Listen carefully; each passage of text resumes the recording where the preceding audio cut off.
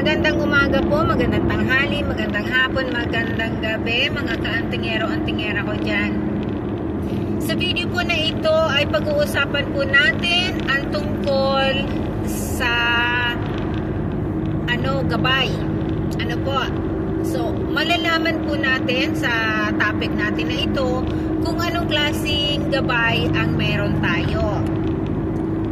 So, ito po ay ayon lamang sa experience ko, sa experience ng mga kasama ko or kakilala ko, at experience ko ng na gamot ko na po. So, ganito po yun. Ang gabay, nakukuha po ang gabay sa ganitong sitwasyon. Halimbawa, nakursunadahan ka. Kung nakursunadahan ka ng engkanto, so pwedeng sabihin na gusto kanyang asawahin, gusto kanyang dalhin sa kanilang lugar. Ngayon po, yan ay ibang klaseng sapi. Kasi yan ay nakursunadahan ka. May intention sila na asawahin ka. Kung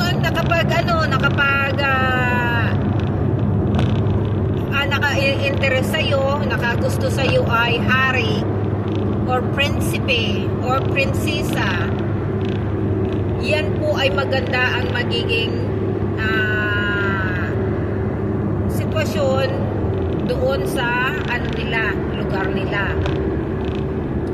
Ngayon, ibig sabihin po niyan, kailangan kayo maghanap ng manggagamot, na ang manggagamot ay may sapi din. Kasi yan lamang po ang makakapag-gamot dyan or magkakaroon ng usapan, dapat may sapi din. Ngayon, yan po ay doon sa nakursunadahan ng engkanto na hari, reyna, prinsesa, prinsipe, ganun po So yung manggagamot po makikiusap sa doon sa engkanto hanggang sabihin na sige, na lang kung ano man po ang mapagkasunduan. So kapag hindi po sinunod, halimbawa nagkasundo po kung hindi po sinunod ang kasunduan, karamihan po yung nasapian na kakasakit at yun ay kinukuha nila. So kaya kailangan po dapat kung ano man ang pinagkasunduan, susundin, kasi hindi sila marunong magbalga ng usapan. Kasi po sila ay hindi sila nabalga ng usapan. Kapag kapag royalty ang engkanto, kapag ang nakagusto naman po sa isang tao ay manggagamot na engkanto sa lugar nila, yan po ay gusto kang turuan kung paano maggamot. Hindi po lahat na engkanto ay nanggagamot. Ganon din po yan sa atin na merong manggagamot sa atin. Merong doktor. Ganon. So, ganyan po sa kanila kung ang nagsapi ay manggagamot, yan gusto ka po niyang kunin or gusto kang turuan ng manggamot. So most of the time, kapag hindi tayo na gusto, yan nagkakasakit hanggang sa magusto.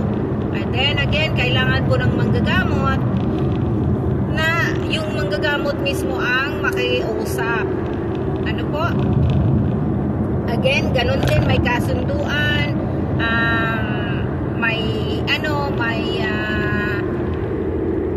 may ritual na ginagawa. So, ganun po yun. Ngayon, meron naman po na na nagustuhan ka lang kasi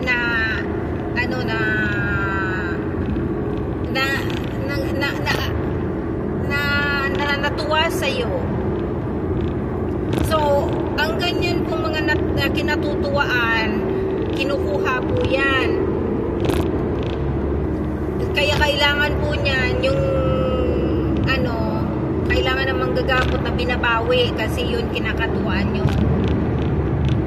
Kaya ang ang magandang gabay kapag ang magandang gabay ay yung manggagamot at yung yung nagkukonsultahan ka ng royalties na mga engkanto, yun po maganda rin kasi babantayan ka talaga niyan. Kaya lang dapat ang usapan ay hindi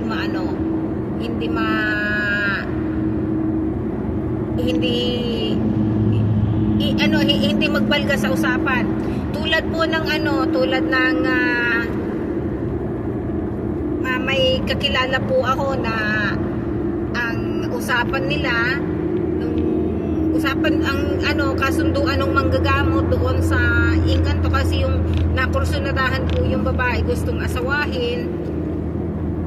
Ang kapag magugusto sila na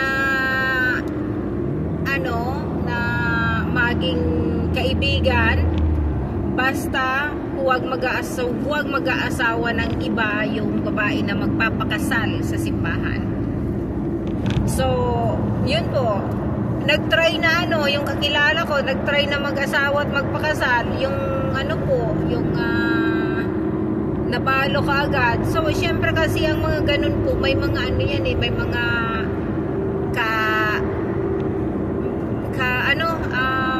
kasunduan.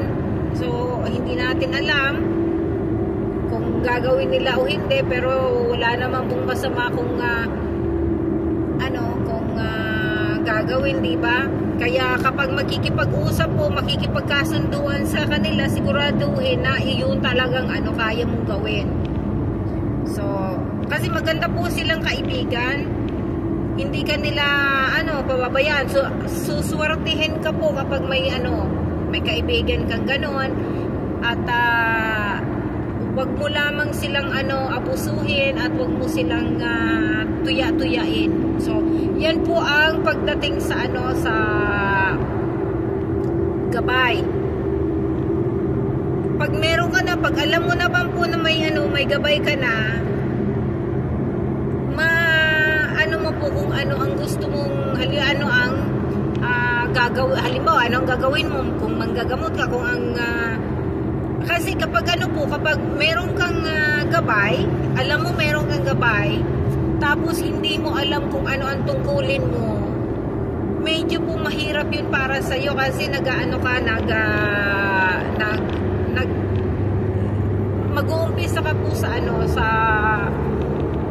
pagtataka sa sarili mo, hindi mo fully grasp po yung sitwasyon. Kahit saan ka pong lugar,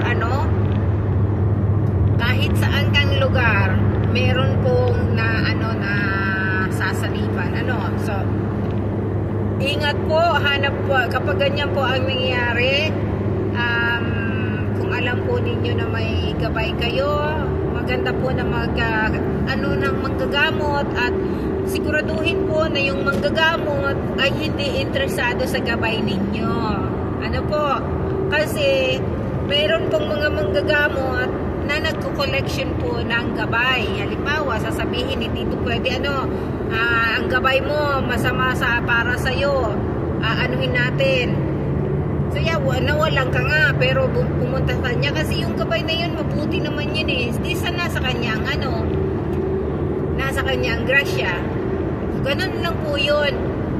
Kaya sa ano po, sa ganyang sitwasyon, ano po, kung aware naman po kayo sa nangyayari, maganda po yun. Pero kung hindi po kayo aware sa nangyayari, kung kayo po ay nagkakasakit, tapos sasabihin ng manggagamot na gusto ka nilang gawing manggagamot, kaya pinapahirapan ka, o yun, nasa sayo po yun kung tatanggapin mo o hindi. Ano po, pero bago po mo magtanggap ng mga responsibilidad, isipin po masyado kung kaya mong gampanan yung responsibilidad na yun, at kung kaya mo na may mga kapalit yun. Kasi lahat pong ginagawa natin ay may kapalit. Ano? Kabutihan, dapat isipin lagi ang kabutihan. Anyway po, God bless you all po.